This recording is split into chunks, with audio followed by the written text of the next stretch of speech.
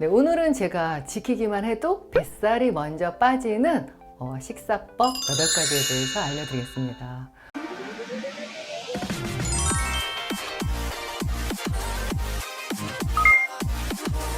우리가 제일 사실 걱정되는 게 뱃살인데, 왜냐하면 뱃살은 물론 피하지방은 괜찮지만 내장지방이 쌓이면 결국은 안에 들어가서 콜레스테롤도 높이고 또 인슐린 저항성에 당뇨도 생기고 하니까 사실 뱃살이 빠져야지 진정한 비만 치료라고 할 수 있는 거죠. 그래서 첫 번째는 가짜 다이어트를 멈춰라입니다. 그게 무슨 말이냐고요? 일단 다이어트 하면 여러분들 어때요? 먹을 거 줄일 거부터 생각하잖아요. 제가 늘 강조하지만 단순한 절식은 결국은 비효율적인 비만 치료예요. 초기에는 살이 빠지지만 음식만 무조건 줄이면 그 안에 부족한 영양 성분들 때문에 결국 미토콘드리아 공장, 몸 안에 신진대사가 안 돌아가고 원료가 된 호르몬이 결국 기능이 저하가 되죠. 그래서 무조건 이게 칼로리만 줄일 생각하지 마시고, 또 여러분들 혹시 어떨 때 음식을 많이 드시는 것 같아요? 음식이 뭐 맛있을 때? 뭐 내지는 음식이 뭐 허기가 질 때? 이렇게 생각하는데, 생각보다 내가 의식하지 않는 무의식적에서 내가 먹는 양이 결정된다 그래요. 그러니까 같이 먹는 사람이라든가 먹는 분위기, 심지어는 그릇의 크기, 또 안에 음식의 양. 근데 내가 음식을 적게 먹으려고 양을 조금 하다 보면 이게 나는 배부르다고 생각을 해도 이미 뇌에서는 인지해갖고 그게 스트레스로 작용하는 거예요. 그럼 스트레스 호르몬이 높아지면 어떤 일이 일어나냐? 스트레스 호르몬이 높아지면 안에 내장지방, 뱃살을 갖다가 증가시키는 그런 시스템을 작동하게 해서 뱃살이 증가되고, 그러다 보면 결국 계속 또 음식을 갖다가 조절을 못하게 되기 때문에 우리가 가짜 다이어트를 멈추고 음식을 먹을 때도 가능한 적은 그릇에 푸짐하게 많이 하려면 부피를 많이 차지하는 식이섬유라든가 제가 늘 말씀드리는 단백질, 뭐 두부, 계란, 뭐 살코기, 회조리 이런 것들을 많이 하면서 드시는 게 좋습니다.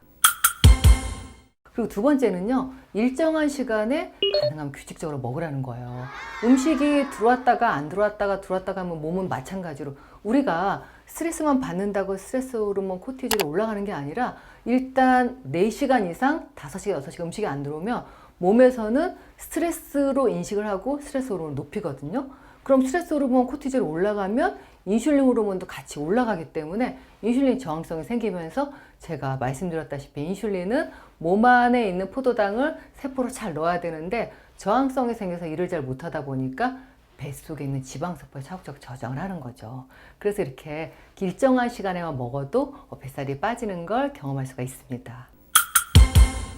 세 번째는 설탕과 우리가 정제탄수화물을 제한하라는 건데, 정제탄수화물과 우리가 이 설탕은 몸 안에 빨리 소화 흡수되니까 그만큼 혈관으로 빨리 흡수돼서 인슐린을 요동치게 하죠. 그러면 우리가 안 먹을 때도 기본적으로 인슐린의 베이스라인 수치가 좀 높아 있어요. 그러다 보니까 몸이 자꾸 살이 빠지지 않고 저장하는 몸으로 가기 때문에 우리가 설탕은 늘 우리가 조심하라는 거고, 네 번째는 식사 때마다 몇 개 단백질 좀 추가하라는 거예요. 단백질은 뭐 아무리 말해도 지나치지 않죠. 늘 강조하지만 단백질은 몸 안에서 이 기초대사량의 20%를 이루는 근육을 구성하기도 하고 호르몬의 또 원료가 되기도 하고, 단백질은 또 포만감을 일으키기 때문에 제가 말씀드렸잖아요. 우리 몸의 통행료.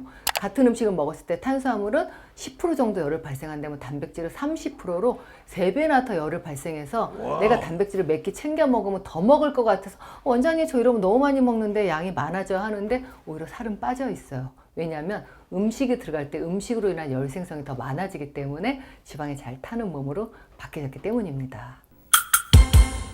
다섯 번째는 필수 지방산을 먹어라예요. 여러분들 보면은 원장님 어떻게 지방을 먹어야 하는데, 사실 미국이 굉장히 비만 국가잖아요. 20년 동안 저지방 다이어트, 지방 줄이세요 했더니 어떻게 됐는지 아세요? 20년간 비만 인구가 더 증가했다는 거예요. 그러니까 결국 저지방을 너무 강조하면 우리가 그 안에 음식을 탄수화물을 먹는 함량이 더 많이 늘어나기 때문에, 사실 우리가 고기를 안 먹으면 포화지방은 줄일 수 있지만 또 그 안에 우리가 오메가3나 또 필수 지방산들이 있어요. 그래서 그런 것들은 몸 안에서 염증도 낮추고 혈액순환도 좋게 하기 때문에 필수 지방산을 잘 챙겨 드셔야 되는데요. 대표적인 필수 지방산이 여러분들 아시다시피 기름기 있는 뭐 고등어, 연어, 또 내지는 견과류 이런 것들 있고 뭐 참깨, 들기름도 있어서 별로 어렵지 않아요. 그냥 끼니 드실 때 뭐 들기름으로 나물을 갖다가 무치신다든가 또 샐러드 위에 정말 잘 된 유기농 참깨를 갖다 뿌리신다든가 익스트라 버진 올리브오일 이런 것들에 아주 필수 지방산이 많이 있기 때문에 그런 거를 샐러드로 활용하시면 되겠습니다. 6번째는 허겁지겁 먹지 말아요. 우리가 허겁지겁 먹으면 나는 그냥 이게 습관인데 이 몸에서는요 먹을 시간이 부족한가? 그러다 보면은 몸에서는 또 스트레스 호르몬을 내보내요. 그만큼 몸에서는 생존 모드, 강조하지만 늘 몸은 생존 모드가 되면 지방을 자꾸 껴안고 있고 왜 저장해야 되니까.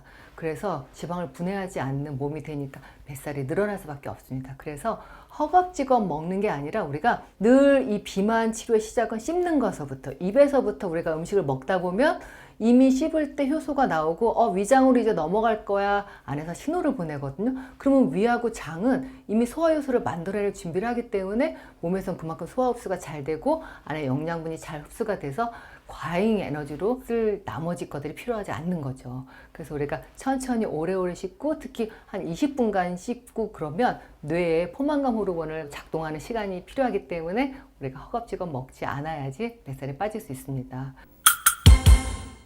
그리고 7번째는 마실 거리를 주의하라요. 대표적인 게 카페인인데 하루에 한 잔은 먹을 수 있지만 카페인이 막 3-4잔 먹다 오면 몸 안에서 스트레스 호르몬 콜티졸도 올리지만 인슐린 민감도가 떨어진다 그래요. 그래서 인슐린이 당뇨가 아닌 정상인 분도 인슐린 민감도가 떨어지면 자꾸 몸 안에서 당대사가 안 되고 지방으로 저장하는 몸이 되기 때문에 이걸 한 정상인도 인슐린 민감도가 15% 정도 떨어진다고 하니까 커피는 하루에 한 잔 정도로 우리가 살을 빼려고 하면 특히 뱃살 빼려고 하면 그 정도로 제한하는 게 좋고요.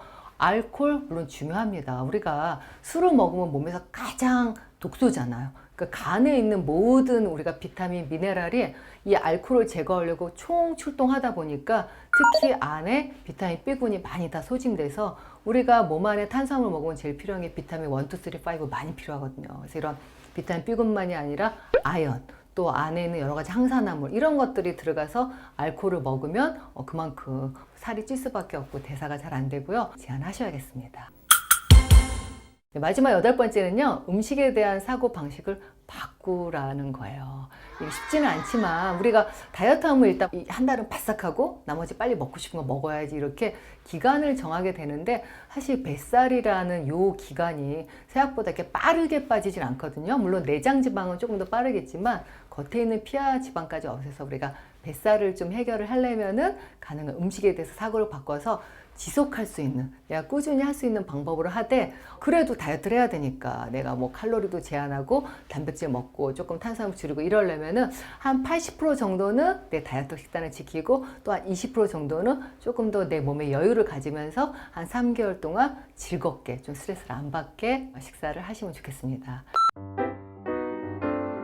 결국 뱃살 빠지는 식단은 이렇게 8가지를 다 못 지켜도 몇 가지 정도 내가 할 수 있는 것들 몇 개만 지켜도 내가 습관이 되고 건강한 몸이 되고 또 뱃살이 자연스럽게 빠지는 것을 경험할 수가 있겠습니다. 네, 감사합니다.